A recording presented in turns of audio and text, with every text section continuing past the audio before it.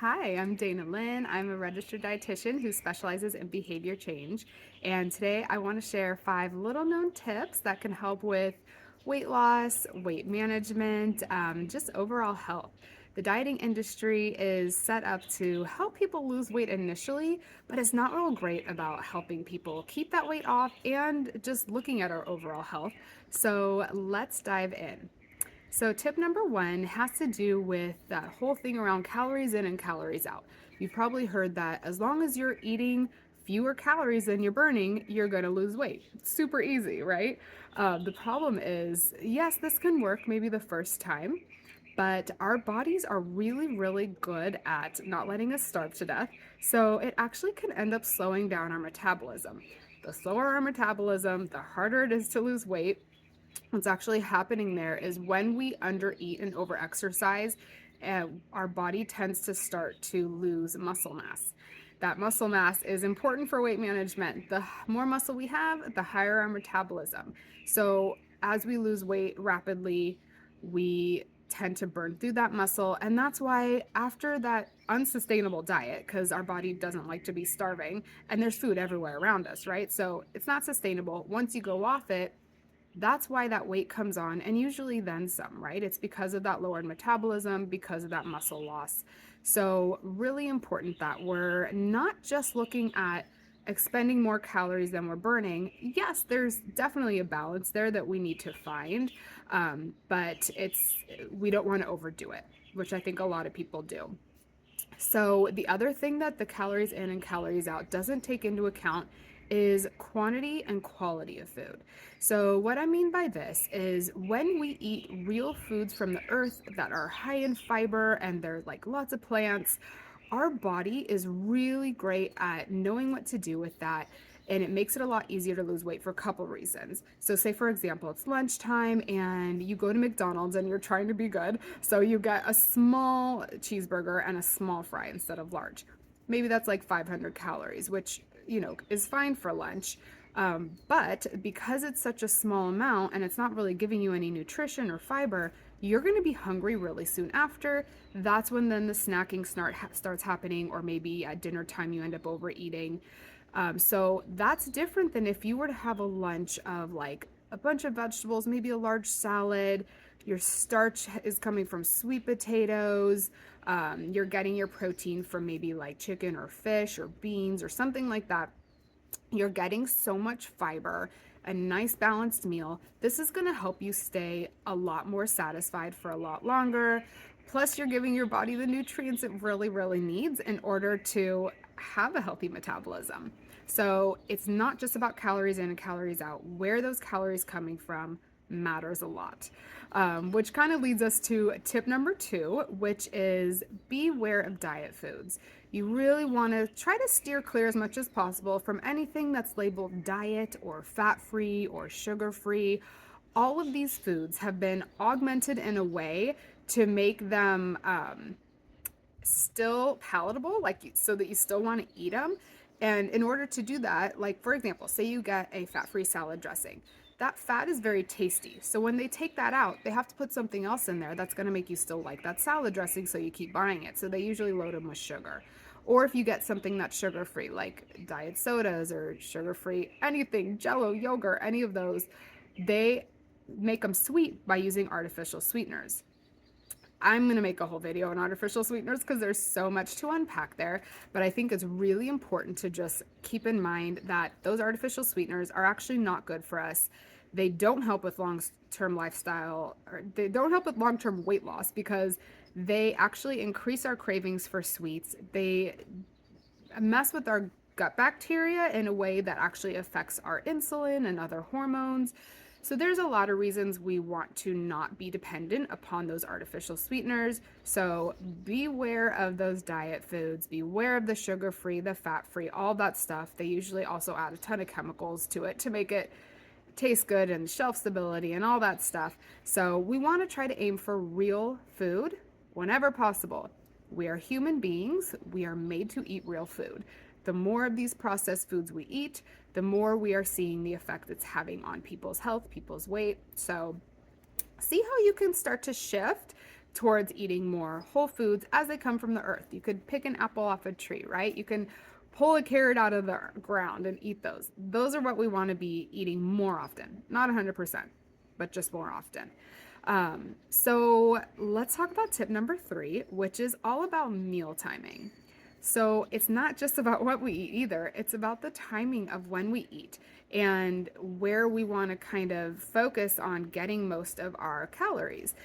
There was actually a study that was done that split people into 2 groups, where it was actually done on women, where they had one of the groups eat most of their calories before 3 p.m. So they're having a nice breakfast, lunch, maybe a smaller dinner. And then the other group, most of their calories after 3 p.m. So they had a larger dinner, maybe snacks after dinner. Both groups had the same amount of calories, same foods, all that stuff. Over 3 months, the difference was amazing. The people who ate most of their calories before 3 p.m. actually lost more than twice the amount of weight as the other group. Same amount of calories, same foods, it was just the timing. So there's a couple things at play there. One of the main ones is that our circadian rhythm makes it so that our body is ready and primed to, burn through food in the morning. That's when our metabolism is revved up and we're ready to go. Whereas at night, our body wants to shut down that process because it has a ton of work to do with, all the work we do at night where we're regenerating our cells and all of that stuff. So it can make a difference, the timing. I do want to say everyone's different. I know with intermittent fasting, which I'll do a whole video on intermittent fasting for sure, probably a couple of them, but there's a lot of benefits to it. But I think we're in this trend of skipping breakfast for intermittent fasting. That doesn't have to be the way to do it. It totally works for some people, and that's great. I think what I'm trying to say here is if you skip breakfast in order to lose weight and it's not working, maybe let's try eating breakfast and see what happens. See if you're one of those people that really benefits from getting your calories earlier in the day. So that's something to try. All right, so let's talk about tip number 4, which actually has to do with stress management. So we know, everyone's so stressed out, and I'm sure you know when you're in a stressed out state, what kind of foods are you craving, right? We typically tend to crave sweets, or we crave like those crunchy, salty, like chips, things like that. So the reason for this is when we're stressed out, it feels uncomfortable, and we do not like feeling uncomfortable. We are, we've kind of been raised and cultured to like hate discomfort, so we run from it immediately. So what helps us feel good in the moment? Sugar does. Any comfort food does, because it's literally releasing feel-good hormones into the body. It helps us feel more relaxed. It helps us feel good for in that moment, maybe 10 minutes or so, we're feeling good. So it's like, okay. The problem is then 10, 15 minutes later, that stressor is still there. The food didn't make it go away, and actually it probably added more stress because now you're like, why did I just eat that? So this is why we really want to watch our behaviors around stress when we're stressed out, being just aware of how that's affecting our food behaviors. And the other thing that you want to keep in mind with stress is how it affects our hormones. So when we're stressed out, we're releasing cortisol into our blood. This cortisol is great for helping us survive in times of like fight or flight, but we're never really around that. We don't have to run from tigers anymore. Our bodies haven't really evolved past that. So what happens is that cortisol is released, and it makes insulin store fat, store our energy as fat, and a lot of times that's happening in the stomach area. So it can lead to more weight gain around the stomach. It just makes it really hard to lose weight when we're in that chronic stressed out state, which most of us are. And I think we saw that with COVID, how it affected a lot of people's weight. So just starting to be aware of maybe the role stress is playing for you. A lot of people are unaware of this, and I can't tell you how many of my patients I see and they're like, stress isn't a thing. Why are we even talking about this? And then once we dig in, it's like, oh my gosh, stress is like the whole reason that everything is happening. So just starting to kind of pay attention to that in your life. All right, and our last tip number 5, is about sleep.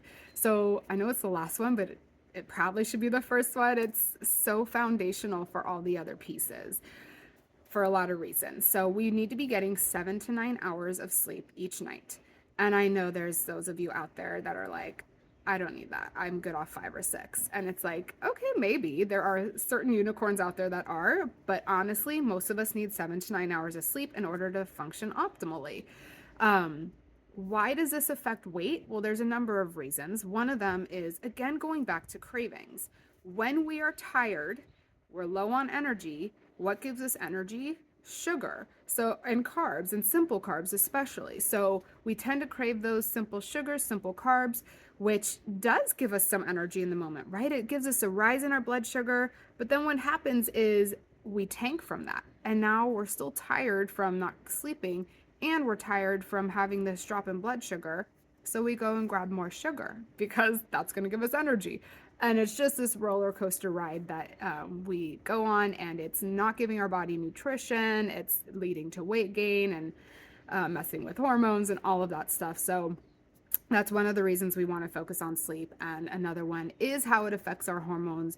When we are sleep deprived, it really makes it so that we can't handle stress very well. So again, there goes that cortisol increasing, which we talked about what that affects. But also it's just, we're too tired to do meal planning and cook and go to the gym or whatever type of exercise. We're in survival mode when we're tired. And when this is day in and day out, that chronic not getting enough sleep, we become so used to it we don't realize it, but our body is in constant survival mode, and this is wreaking havoc on our health, havoc on our, ability to lose weight. So something to start looking at. Just pay attention to your sleep habits. How many hours are you getting on average? And is that somewhere that you feel like you need to shift? With all of these tips that I'm giving and everything I share in all of my videos, it's not that you need to go, everyone needs to go out and do all of these. We're all so different. You want to find what is resonating, what feels like, that is something that I probably should try. And then give it a try and see if it works. And if it doesn't, okay, go back to what you were doing before. But if it does, hey, it might be that thing that really can help make a difference. So with all of this, pick one thing that maybe resonated. Don't go and try all the things at once, because that can lead to burnout really quickly. Plus, you won't know what was helping. So just pick one area to kind of focus on first. And I'm going to actually dive a lot deeper into all 5 of these topics and many, many more in future videos. So if this is something that you're interested in, please make sure to subscribe and click that bell button. The bell button is going to give you notifications when I release a new video. And if you think this is going to be helpful for other people in your life, please do share it. Please do like this video. That helps it reach more people as well. So hopefully I will see you guys in future videos. Thank you for being here, and have a fabulous day.